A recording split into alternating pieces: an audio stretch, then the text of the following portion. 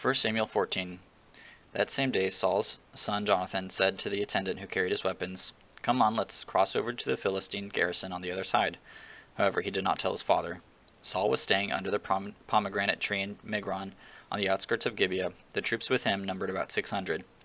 Ahijah, who was wearing an ephod, was also there. He was the son of Ahitub, the brother of Ichabod, son of Phinehas, son of Eli, the Lord's priest at Shiloh. But the troops did not know that Jonathan had left. There were sharp columns of rocks on both sides of the pass that Jonathan intended to cross to reach the Philistine garrison. One was named Bozez and the other Seneh.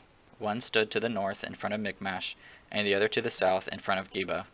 Jonathan said to the attendant who carried his weapons, "Come on, let's cross over to the garrison of these uncircumcised men. Perhaps the Lord will help us. Nothing can keep the Lord from saving, whether by many or by few." His armor-bearer responded, "Do what is in your heart. Go ahead, I'm completely with you." "All right," Jonathan replied, "we'll cross over to the men and let them see us. If they say, 'Wait until we reach you,' then we will stay where we are and not go up to them. But if they say, 'Come on up,' then we'll go up, because the Lord has handed them over to us. That will be our sign." They let themselves be seen by the Philistine garrison, and the Philistines said, "Look, the Hebrews are coming out of the holes where they've been hiding." The men of the garrison called to Jonathan and his armor-bearer. "Come on, and we'll teach you a lesson," they said. "Follow me," Jonathan told his armor-bearer, "for the Lord has handed them over to Israel." Jonathan climbed up, using his hands and feet, with his armor-bearer following him. Jonathan cut them down, and his armor-bearer followed and finished them off. In that first assault, Jonathan and his armor-bearer struck down about 20 men in a half-acre field. Terror spread through the Philistine camp and the open fields to all the troops. Even the garrison and the raiding parties were terrified. The earth shook, and terror spread from God. When Saul's watchmen in Gibeah of Benjamin looked, they saw the panicking troops scattering in every direction. So Saul said to the troops with him, "Call the roll and determine who has left us." Then they called the roll and saw that Jonathan and his armor-bearer were gone.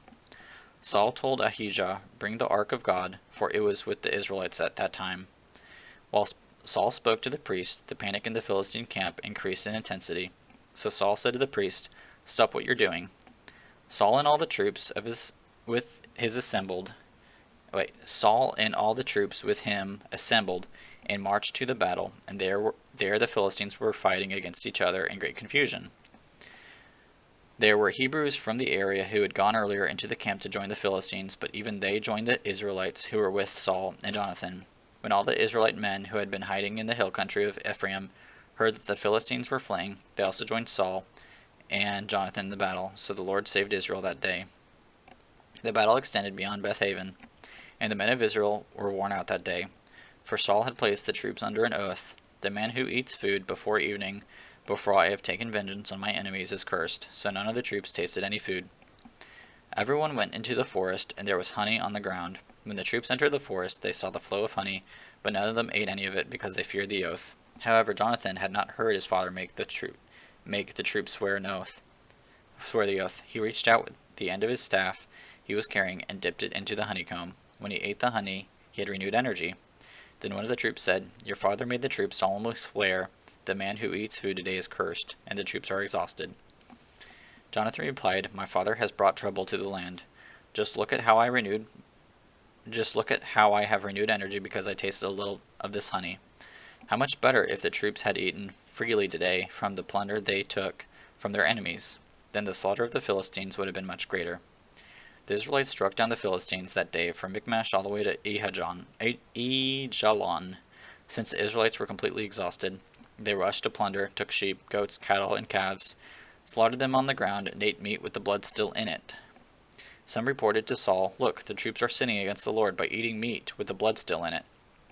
Saul said, "You have been unfaithful. Roll a large stone over here at once." He then said, "Go among the troops and tell them, 'Let each man bring me his ox or his sheep. Do the slaughtering here, and then you can eat. Don't sin against the Lord by eating meat with the blood in it." So every one of the troops brought his ox that night and slaughtered it there. Then Saul built an altar to the Lord. It was the first time he had built an altar to the Lord. Saul said, "Let's go down after the Philistines tonight and plunder them until morning. Don't let even one remain." "Do whatever you want," the troops replied. But the priest said, "Let's approach God here."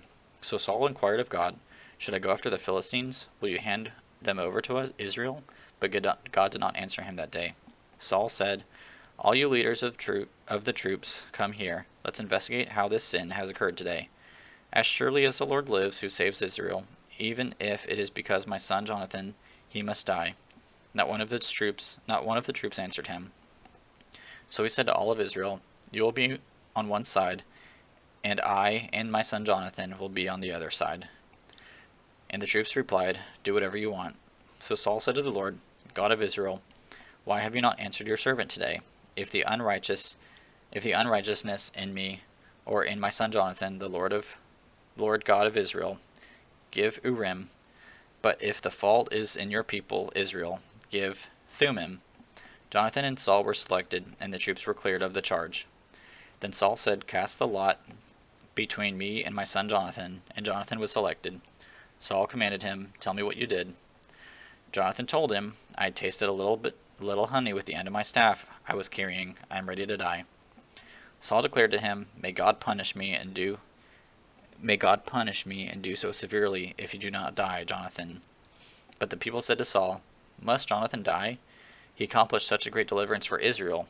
No, as the Lord lives, not a hair of his head will fall to the ground, for he worked with God's help today." So the people of Israel redeemed Jonathan, and he did not die. Then Saul gave up the pursuit of the Philistines, and the Philistines returned to their own territory. When Saul assumed the kingship over Israel, he fought against all the enemies in every direction, against Moab, the Ammonites, Edom, the kings of Zobah, and the Philistines. Wherever he turned, he caused havoc. He fought bravely, defeated the Amalekites, and rescued Israel from those who plundered them.